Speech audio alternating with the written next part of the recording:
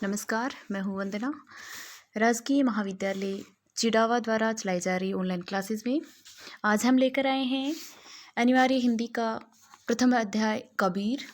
तो सबसे पहले हम देखेंगे कबीर का साहित्यिक परिचय। उसके बाद में उसमें जो आपने पाठ्यक्रम में दी गई जो साखियाँ हैं उसको हम बारी बारी से देखेंगे। तो चलिए देखते हैं सबसे पहले कबीर का साहित्यिक परिचय। कबीर का जन्म सन 1398 ईस्वी में हुआ था। पुस्तक के अनुसार 1399 इसमें दिया गया है, लेकिन कबीर का जन्म 1398 ईस्वी में ही माना गया है। उनका निधन सन 1518 ईस्वी में। मध्यकाल के संत कवियों में कबीर का व्यक्तित्व अद्वितीय एवं अक्षुण्ण है। मध्ययुग के अंधकार में वातावरण में कबीर सरीखे महापुरुष ने ज्ञान का प्रकाश फैलाकर संपूर्ण मानवता का मार्गदर्शन किया। इनका जन्म काशी में और मृत्यु मगहर में हुई। तो कबीर इसे जाहिर हो रहा है कि कबीर भक्ति काल की जो निर्गुण शाखा है उसकी ज्ञान मार्गिक काव्यधारा के सुप्रसिद्ध संत कवियों में से एक हैं। कबीर के नाम से 63 रचनाएं मिलती हैं, परंतु कबीर वाणी का प्रामाणिक संकलन बीजक ही माना जाता है। जैसा कि आप जानते हैं कि बीजक के 3 अंग हैं। पहला साखी, दूसरा शबद, शबद में उनके पद हैं, तीसरा है रमेनी। साखी के बारे में हम देखते हैं। साखी का अर्थ है चश्मदीद गवाह है, ऐसा व्यक्ति जिसने घटना को अपनी आंखों से देखा है। कबीर ने स्वयं कहा है कि साखी उन्होंने रचना कौशल दिखाने के लिए नहीं, बल्कि संसार की समस्याओं को सुलझाने के लिए काम में ली है। दूसरा उनके बीजक का खंड है शबद। साखी सामाजिक बोध प्रधान थी, जबकि कबीर वाणी के शब्द आध्यात्मिक भाव बोध प्रधान है। इन पदों में उपदेश अधिक हैं, जो कि समकालीन साधकों को चेतन करने के लिए प्रयोग में लिए गए हैं। तीसरा उनका जो बीजक है उनका खंड है रमेनी। रमेनी शब्द का अर्थ विभिन्न विद्वानों ने अलग अलग ढंग से किया है। रमेनी का सीधा संबंध रामायण से है। रामायण से रामायणी, रमेनी और फिर रमेनी हो जाना स्वाभाविक है। कबीर ने इनमें अनवतारी राम का महत्व प्रकट किया है। उनका राम दशरथी राम से भिन्न अजन्मा है। यानी जो निर्गुण कवि थे उनके अनुसार उनके जो ईश्वर थे वो सार्वभौमिक थे, घट घट में विद्यमान थे। उसका कोई रूप आकार नहीं था, वो अजन्मा और अज्ञात थे। कबीर के समय का समाज विशृंखल समाज था। कबीर ने उस समाज को समग्रतः देखा और समझा। इसका प्रभाव उनकी चेतना पर भी पड़ा और इसी कारण उन्होंने अपनी रचनाओं में प्रखर एवं ओजस्वी भाषा में सामाजिक व्यवस्था पर व्यंग्य करके उनके सुधार का मार्ग प्रशस्त किया। उस समय समाज में 2 धर्मों का बोलबाला था, हिंदू और मुस्लिम। इन दोनों धर्मों के ठेकेदार जनता को अनेक बाह्याचारों और मिथ्याडंबरों के जाल में फंसाकर अपने अपने मत की श्रेष्ठता सिद्ध करने में लगे हुए थे। इसके कारण समाज में ईर्ष्या, द्वेष, वैमनस्य, धार्मिक अव्यवस्था आदि बढ़ गई थी और समाज विनाश की ओर अग्रसर हो रहा था।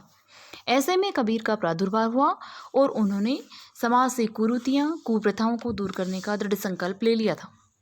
ऐसा कहते हुए कबीर ने कहा है, दिन को रोजा रखत हो, राती हनत होगा, यह तो खून वह बंदगी क्यों कर खुशी खुदा। इसी प्रकार से उन्होंने जाति पाति के बंधनों से मुक्त होने के लिए कहा और समाज के लोगों को संबोधित करते हुए कहा, जाति पाति पूछे नहीं कोई, हरि को भजे सो हरि को होय।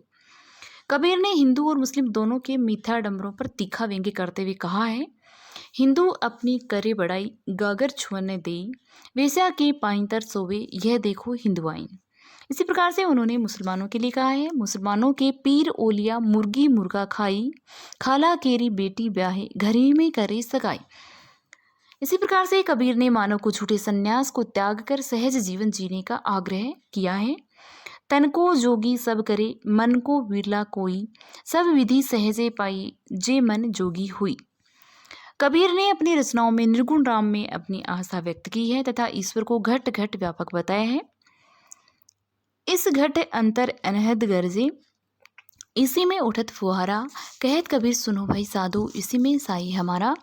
इस प्रकार से इसमें अपने जो इसका साहित्यिक परिचय है, इसके अंदर पूर्ण रूप से जो कबीर है उसके साहित्य का चित्रण हमें देखने को मिल रहा है। इनकी जो विशेषताएं हैं कबीर की और कबीर की काव्यगत विशेषताएं हैं उनका इसमें सुंदर चित्रण किया गया है। कबीर रहस्यवादी कवि हैं। आध्यात्मिक अनुभूतियों की रसमयी अभिव्यक्ति का नाम रहस्यवाद और इस कोटि की अभिव्यक्ति का चरम सौंदर्य कबीर के काव्य में मिलता है।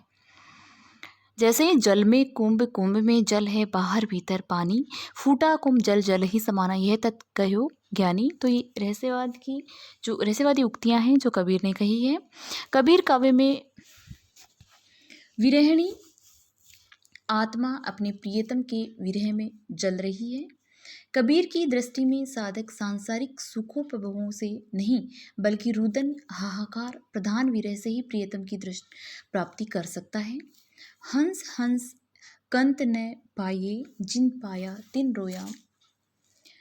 विरह के उपरांत प्रियतमी रूपी ब्रह्मा से जब प्रियतमा रूपी आत्मा का मिलन होता है तब आत्मा परमात्मा का परमानंद का अनुभव करती है।